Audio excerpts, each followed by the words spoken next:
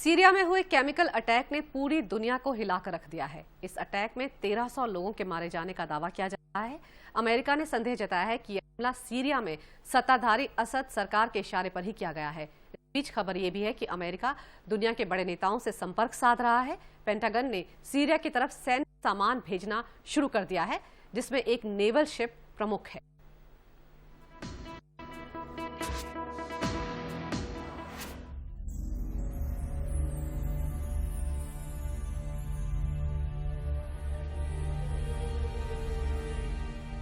Syria में chemical attack. इस attack ने ली हजारों की जान।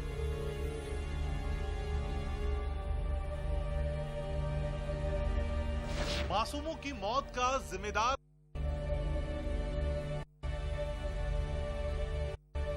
आखिर क्यों किया गया ये अटैक?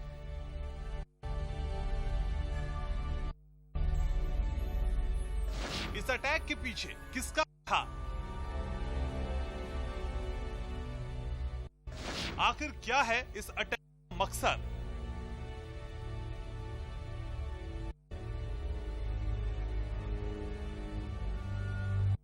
ये वो सवाल है जो पूरी दुनिया पूछ रही है। बुधवार की सुबह सीरिया जागा एक बेहद दुखद खबर के साथ। सीरिया की राजधानी दमिश्क के घाउटा क्षेत्र में तड़के जहरीले रसायन वाले रॉकेट से गया।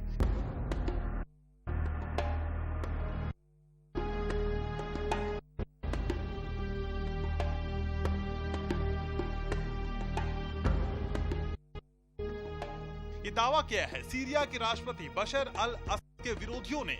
असद सरकार पर केमिकल हथियारों के इस्तेमाल का आरोप बार बार लगता रहा है।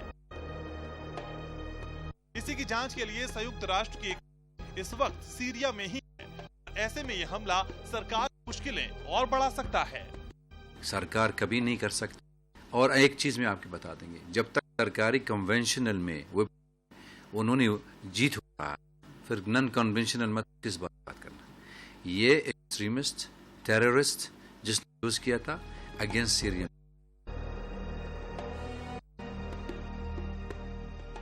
फिलहाल सीरिया में मातम का माहौल है। विरोधियों के मुताबिक इस हमले में सबसे ज्यादा नुकसान बच्चों को पहुंचा है। अस्पतालों में अफरा तफरी है। विरोधियों ने यूट्यूब पर वीडियो भी अपलोड किए हैं जिसमें पीड़ितों को अस्पताल में देखा जा सकता है।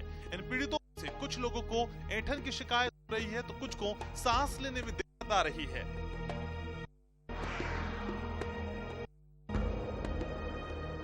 ये भी किया गया कि इन हमलों से इरबिन और घूमा जैसे इलाकों में कम से कम 100 लोगों की जानें जा चुकी हैं।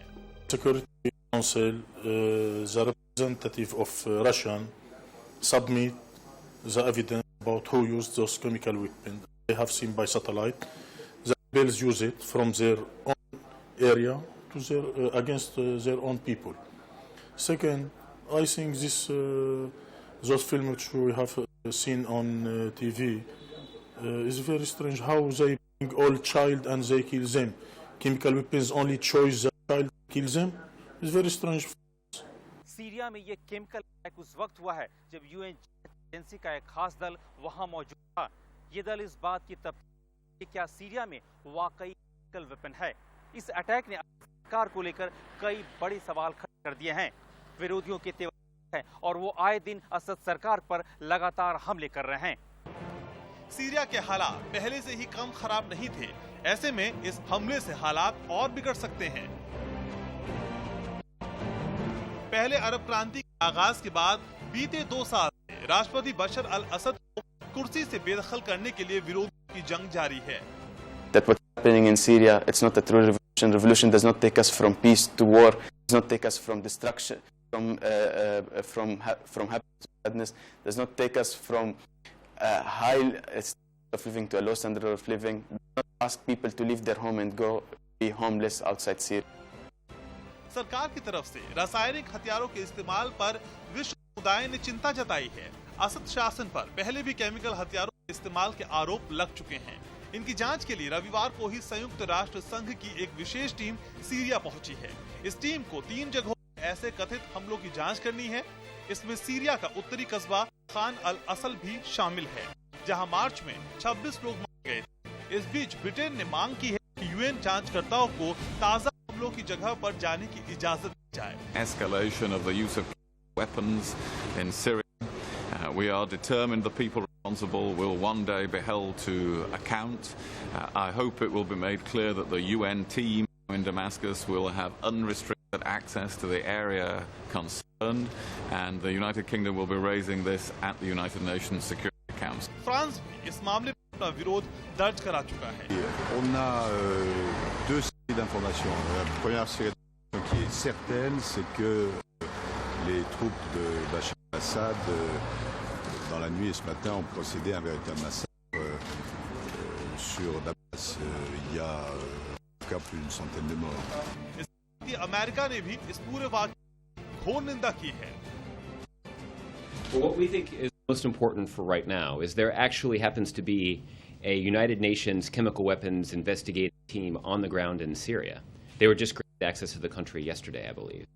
So, given the reports that we've seen overnight about what may or may not have taken place in Syria, we think it's important for that investigative team to be given access to that area.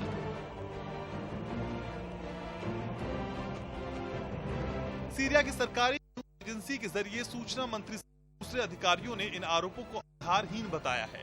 इनका आरोप UN जांचकर्ताओं को भ्रमित करने के लिए ये अफवाह फैलाई जा रही है। लेकिन सबसे बड़ा सवाल यह है कि अगर ये बात साबित हो गई तो सीरियाई सरकार के खिलाफ मानवाधिकार उल्लंघन का अब तक का सबसे बड़ा गंभीर आरोप होगा। और ऐसा माना भी जाता रहा है कि सीरियाई सरकार के पास मस्टर्ड गैस और स्नायु तंत्र को नुकसान पहुंचाने वाले जहरीली गैसों का अघोषित जखीरा है।